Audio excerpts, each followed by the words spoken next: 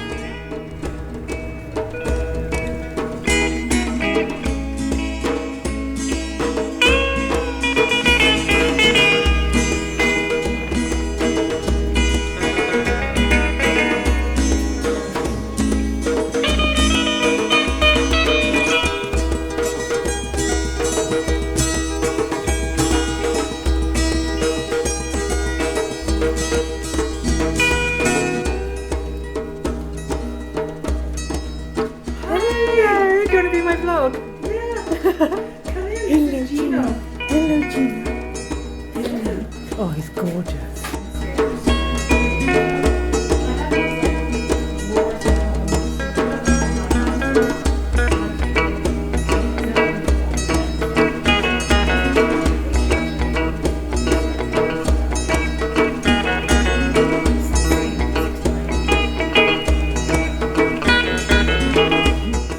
Okay, so that was a super fun meeting and very productive.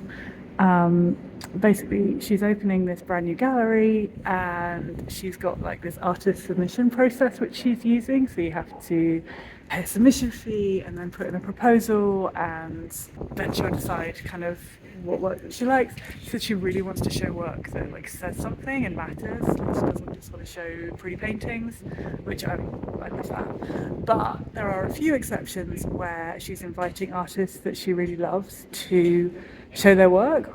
And Things Men Have Said to Me is one of those collections that she just wants it. She just wants to show it. She wants it to be part of the gallery's kind of reputation, and it's so incredible to have somebody else that believes in this work as much as I do, and that wants to help me kind of get it out and be seen by more people. So I'm super excited about that, and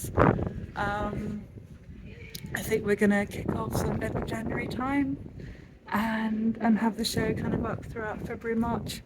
But I'll keep you posted on that as things develop. Now I really have to get my arse in gear and finish the fucking pieces, because I only have 5 completed, 6 if you count the zine, and there are still 5 pieces which are in various stages of development. So I need to get my arse in gear.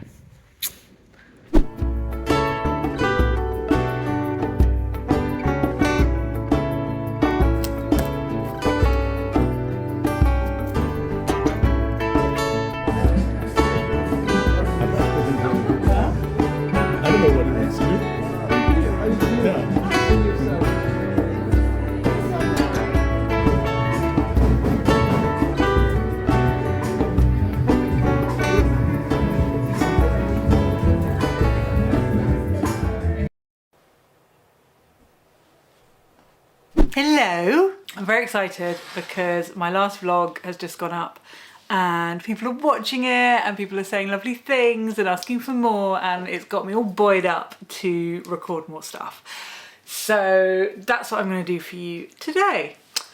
And today I have been thinking a lot lately about some ways that I can make my business more sustainable and also give me a bit more leeway to do creative stuff that doesn't necessarily revolve around like making a thing that someone can buy. I want to do some more sort of experiential things like the Flourishing campaign. I want to do some more kind of performance-based things. I want time to make more videos because YouTube is my favourite place on the internet apart from my own website. So I've been brainstorming some cool ideas for that, and I have some digital products which I'm really excited about making.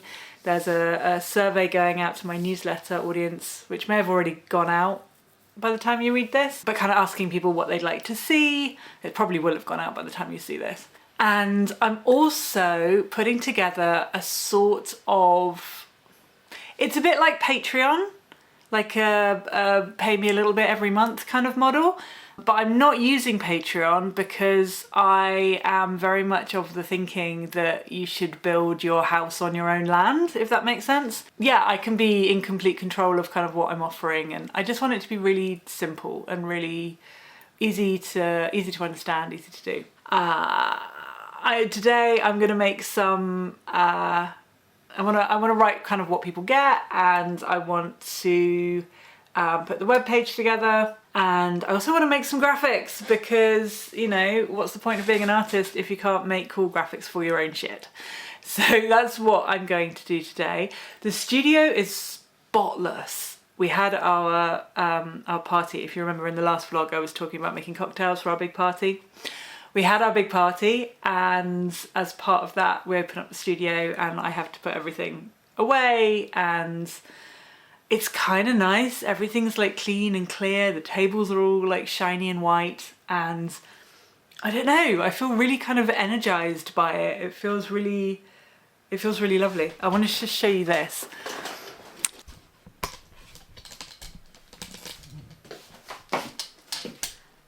So as we've got this like little thermal camera, and as people came in, we just took like these little pictures of them as they came up the stairs.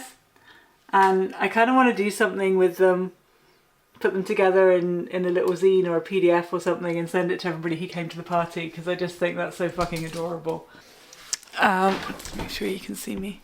Yeah, so that's all out on the table. So I've got some lovely clear space, which sucks for the project, the Things Men Have Said to Me project that I'm kind of halfway through.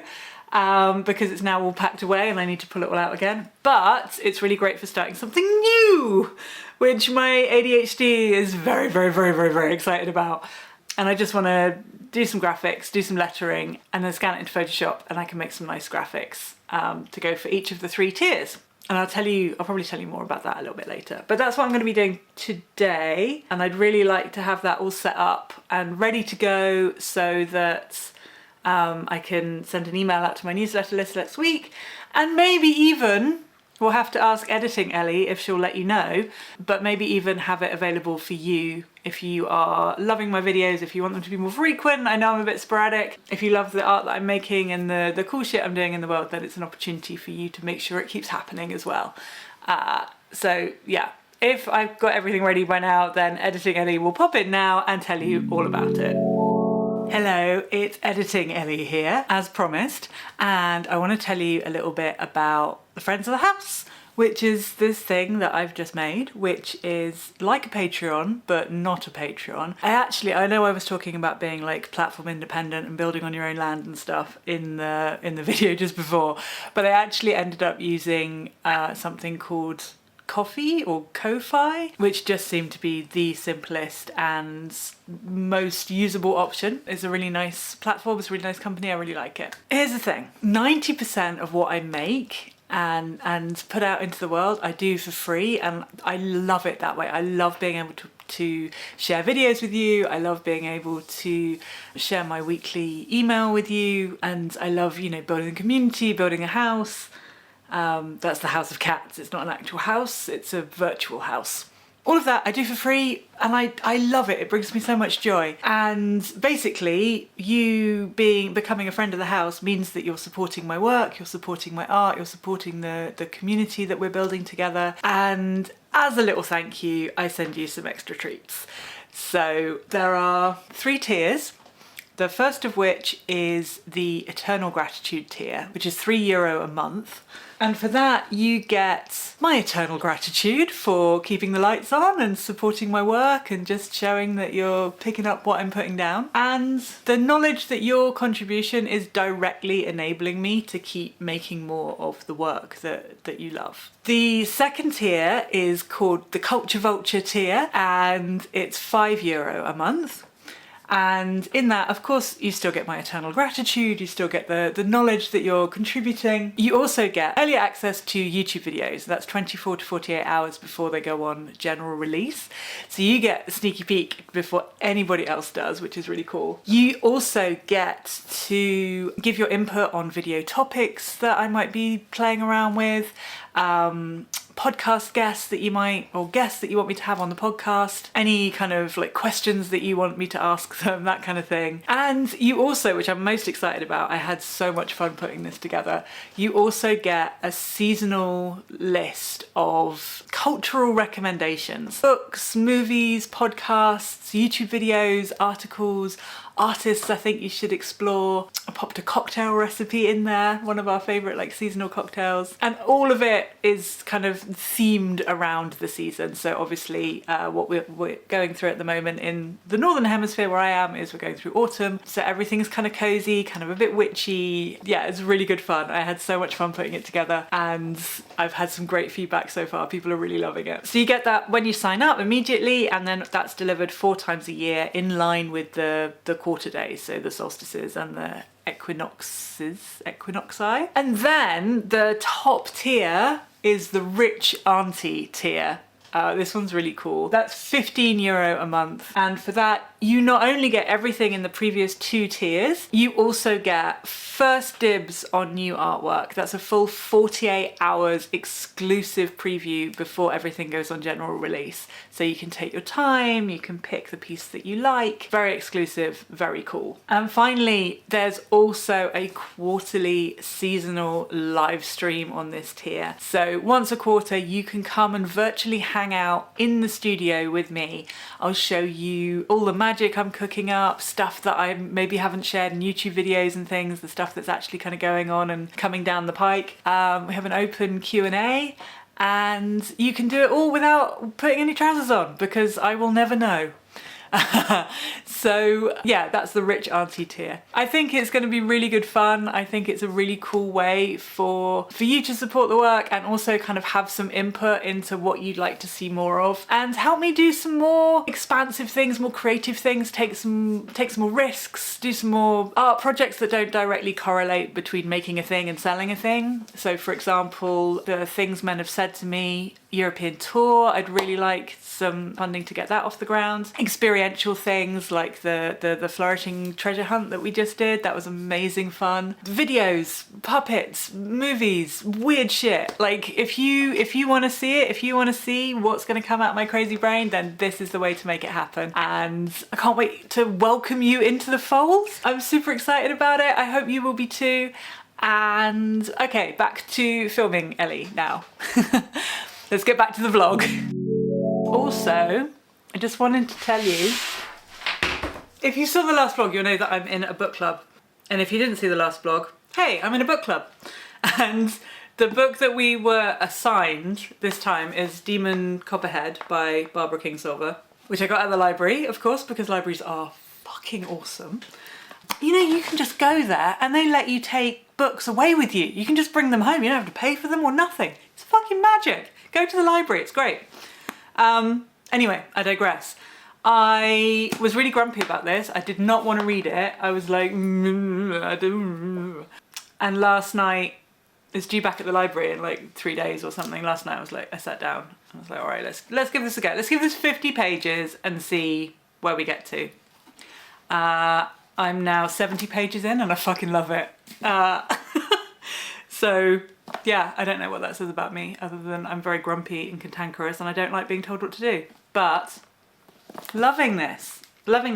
I'll keep you posted. I'll probably finish it in a couple of days. So I will check back and let you know if I continue to love it or if my grumpiness was justified. I'm looking for a brush with a tip that's nice and fucked up like this, but is about the same size as this, so I don't use up too much space. I love a fucked up paintbrush because you get so much texture out of the lines, and this really, for this kind of lettering, it's so sexy. It gives me like punk vibes. I'm gonna go for this one. This is the smallest one I can find that's properly fucked up. Let's see how we get on. And I'm just using Indian ink, Winsor & Newton, because I'm going to scan it in or take a photograph of it, bring it into Photoshop, and then I can edit it from there and I can make it all different colours and what have you. Can you see me? Hello. Oh, but that one's sealed shut, so I have another one here, which is openable. Ooh, could do it with a pipette. I wonder what that would look like.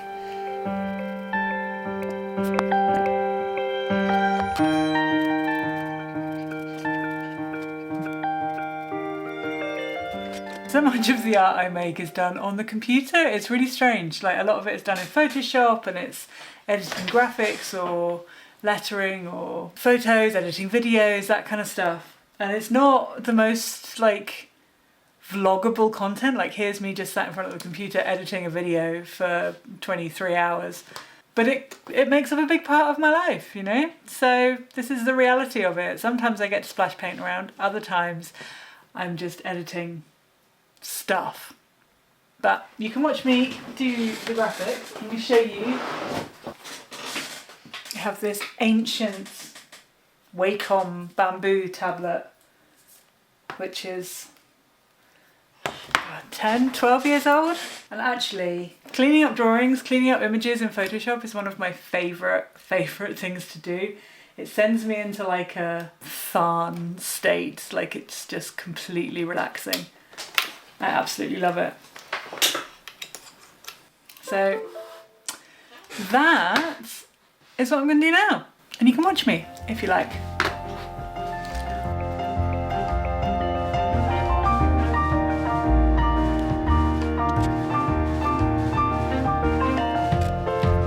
Tonight we are going to a goth night concert thing at a nightclub called Rust in Copenhagen, and it's going to be very gothy, and of course one has to overdress for these things, so I have done exactly that, and I thought I would share my outfit with you before we go. Here we've got some chunky biker boots, good for dancing, and then my leather leggings.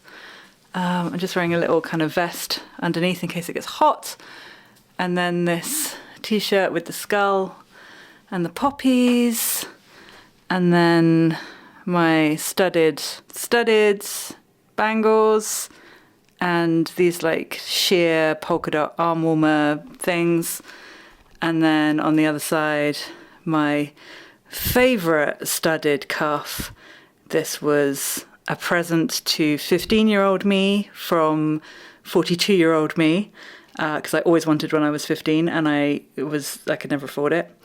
Some silver rings, of course, and then up at the top I'm just wearing, you can barely see it, black sort of sparkly cord necklace, and then these kind of Victorian kind of gothy earrings, and some super gothy lipstick, black eyeliner of course, and my hair just messy, fucked up. So that's what we're wearing to go dancing at a goth night. See you later. Sing out for the cause of the Aria, Gumbola, sing out for the first cause of the pain. Aria, sing, Gumbola, sing out for the first cause of the pain. Aria, sing, Gumbola, sing out for the first cause of the pain. Aria, king, Gumbola, sing out for the first cause of the sing. Aria, sing, Gumbola, sing out for the first cause of the sing.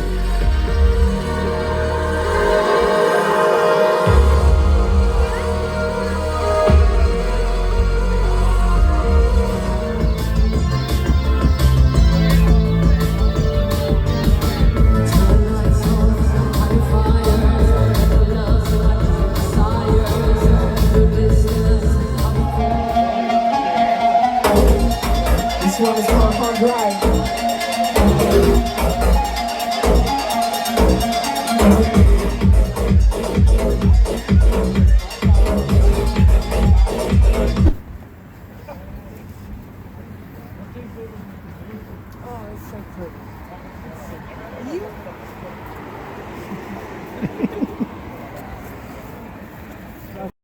So before I wrap things up for the week, I just wanted to tell you what I thought of this book, because it's not one that I would have read off my own volition, but I'm very, very glad that I've read it. It's interesting. I know I said when I introduced it, I've said that I loved it, and it's a really difficult book to say that I loved. It's very challenging to read. It's very difficult. It's very, I don't know. It's not exactly depressing. There is like hope in it. The main character is incredibly likable and engaging.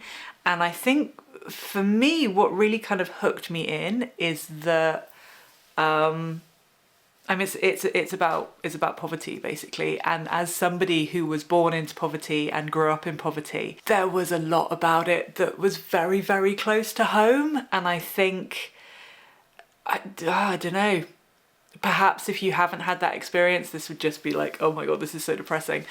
But there's so much in here about the opiate crisis in America. She's basically transplanted David Copperfield into 20th century Appalachian society. And she's done it beautifully. She's done it really well. I think it's a really, really good retelling, a really good modernization of what was social commentary, you know, in Dickens's time and is still social commentary today. But yeah, I found it quite profound, and it's really interesting. Poverty is one of those things that we don't talk about very much as a society. It's one of those things that gets kind of shoved under the rug a lot. And I've read a statistic somewhere, I don't know what the exact stats are, they vary wildly, but there's something like less than 20% of children born into poverty will ever escape it. There's an inevitability to it. There are so many barriers in the way, and I am incredibly fortunate to be one of the ones that made it out of that situation, and I'm incredibly lucky to have the life that I live now. I can't believe how fortunate I am, you know. But there are so many people who never make it out, and who end up getting tangled up in drugs or whatever. And, you know, when I was in my teens, I never expected to see 25, to be honest. I never thought that would be me. I thought I would just flame out and that would be that. So yeah, it's an incredible book. I can't say that I enjoyed reading it, but I'm very glad that I have. And I think it's a really valuable and important book, because there are so many people who are living in some version of this situation, and I think understanding generational poverty, and we have this horrible toxic idea in our culture in the Western world that people should be able to just like work harder or pull themselves up by their bootstraps or whatever, and it just doesn't work like that. That's not how these things work. It's so much more nuanced than that. It's so much more complicated than that. And I think reading a book like this, having a book like this out there on the shelves is incredibly important for helping people to understand that and to have more compassion, to have more grace, and maybe to try and address some of the societal problems that cause this. I think there's something truly magical about literature and the way it can transport you into the lives of others, and I think it develops empathy. It's just, yeah, books, magic. Read more. Get off your phone and go read a book. That's my universal advice to all of you.